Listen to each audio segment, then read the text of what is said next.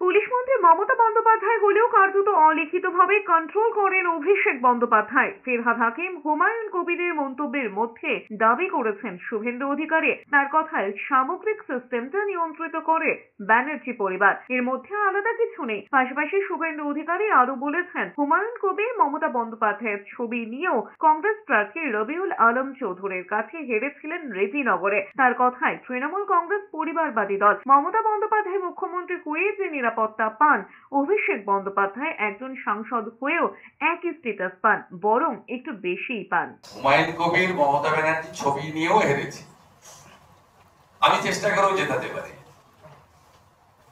মন্ত্রী হয়েছিলেন, দল বদল করেছিলেন, ওনার বিরুদ্ধে রবিউল আলম চৌধুরী কংগ্রেসের প্রার্থী ছিল। রবিউল আলম চৌধুরী হুমায়ুন কবিরকে হারিয়ে দিয়েছিল রেজিনগরের মাটিতে উপনির্বাচন। তাই এগুলো কোনো বিষয় নয়। ববি হাকিম এই ধরনের কথা আমার ক্ষেত্রেও বলেছেন। বিষয়টা হচ্ছে যে মমতা বন্দ্যোপাধ্যায় আর অভিষেক বন্দ্যোপাধ্যায় এটা আপনার কেউ আলাদা নয়, এরা সম্পৃক্ত। এটা পরিবারবাদী পার্টি, ফ্যামিলি পার্টি।